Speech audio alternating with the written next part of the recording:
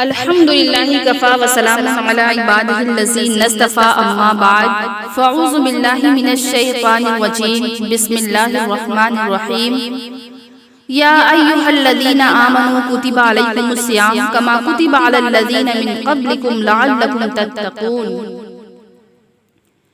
دوستوں، آج کی اس ویڈیو میں میں آپ لوگوں سے روزے کے متعلق کچھ باتیں شیئر کروں گی۔ چونکہ ماہ رمضان آنے والا ہے تو میں نے سوچا کہ رمضان کی کچھ خاص باتوں کو آپ تک پہنچا دوں۔ تو چلیے دوستو شروع کرتے ہیں۔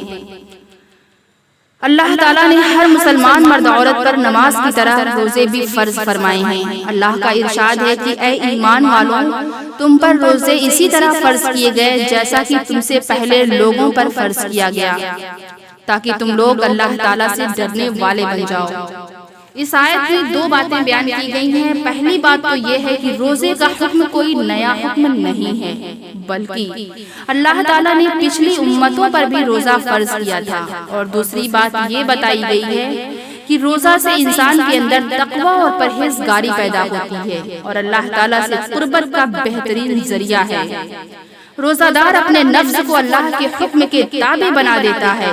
بھوک لگی ہے، پیاس کی شدت ہے، کھانا پانی موجود ہے مگر نہیں کھاتا نہیں پیتا، بلکہ اللہ کے حکم کا انتظار کرتا ہے، اور جب اللہ کا حکم ہوتا ہے تو کھانا پینا شروع کر دیتا ہے۔ اس پورے ماہ مبارک میں اپنے کو ہر طرح کے فضول کاموں اور لہو لعب سے بچاتا ہے۔ نبی کا فرمان ہے کہ رمضان کے آتے ہی جتنے سرکش شیاطین ہیں قید کر دیے جاتے ہیں، انہیں زنجیروں میں جکڑ کر سمندروں میں پھینک دیا جاتا ہے تاکہ وہ روزہ داروں کے روزوں کو خراب نہ کریں۔ آپ اندازہ فرمائیں، اس ماہ مبارک میں شیطان کا دخل کم ہو جاتا ہے۔ اسی طرح حدیث میں آتا ہے کہ اس مبارک مہینے میں انسان کے اعمال کی نیکیاں بڑھا دی جاتی ہیں، اور فرض 70 فرضوں کے برابر اور نوافل کا ثواب فرضوں کے برابر کر دیا جاتا ہے۔ اللہ تعالیٰ کی طرف سے خصوصی رحمتوں کا نزول ہوتا ہے۔ جنت کے دروازے کھول دیے جاتے ہیں، جہنم کے دروازے بند کر دیے جاتے ہیں، اور جنت روزہ داروں کے لیے آراستہ کر دی جاتی ہے، اور جنت کی حوریں اس ماہ میں روزہ داروں کے لیے شدت شوق میں بالا خانوں پر آ جاتی ہیں، اور ہر روز آسمان سے اعلان ہوتا ہے کہ ہے کوئی اپنے گناہوں کی مغفرت کرانے والا، اللہ تعالیٰ گناہوں کو معاف کرنے کے لیے تیار ہے کوئی روزی چاہنے والا، اللہ تعالیٰ روزی دینے کے لیے تیار ہے کوئی اولاد چاہنے والا، اللہ تعالیٰ اولاد دینے کے لیے تیار ہے۔ دوستوں، اسی مبارک ماہ میں شب قدر بھی ہے، جس کی فضیلت میں مکمل ایک سورت نازل ہوئی قرآن میں، جس میں بتایا گیا کہ یہ رات ایسی اہم رات ہے کہ اس ایک رات کی عبادت کا ثواب 1000 مہینوں کی عبادت سے افضل ہے۔ اگر 1000 مہینے کا حساب لگایا جائے تو 83 سال سے زیادہ ہوتا ہے۔ بتائیے وہ شخص کتنا خوش نصیب ہے۔ تو دوستو، کہاں تک اس کے فضائل بیان کروں؟ آپ جانتی ہیں قرآن جو خدا کی آخری کتاب ہے اور قیامت تک کے انسانوں کی ہدایت کے لیے کافی ہے، اسی مبارک مہینے میں نازل کیا گیا۔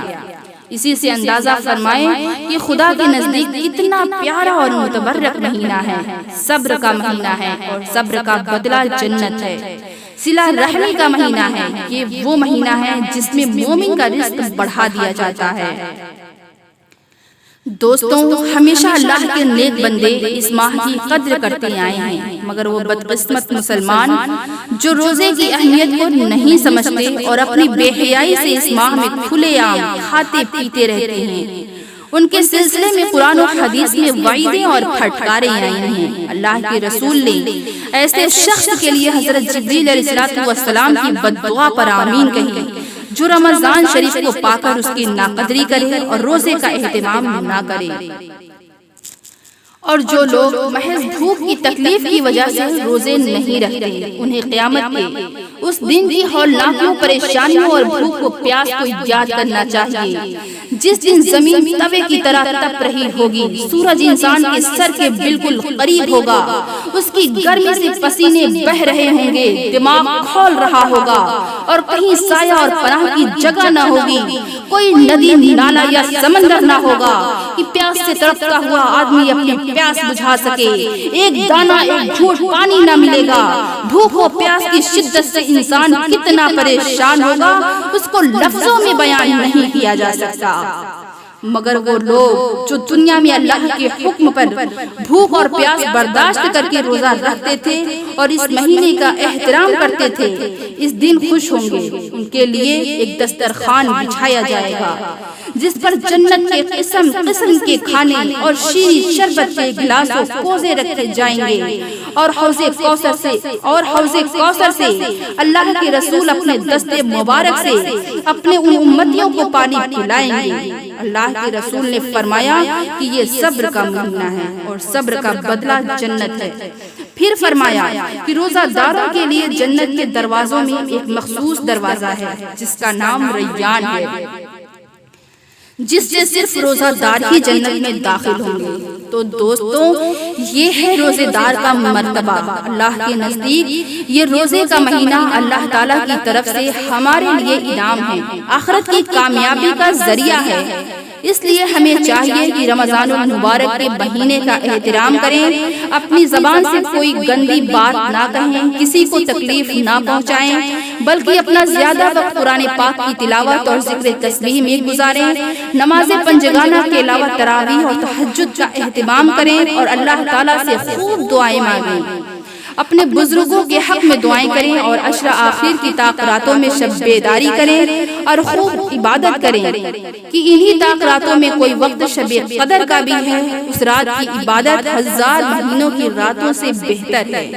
اب اللہ تعالیٰ سے دعا ہے کہ ہم سب لوگوں کو اس مبارک ماہ میں روزہ رکھنے اور زیادہ سے زیادہ عبادت کرنے اور نیک عمل کرنے کی توفیق عطا فرمائے۔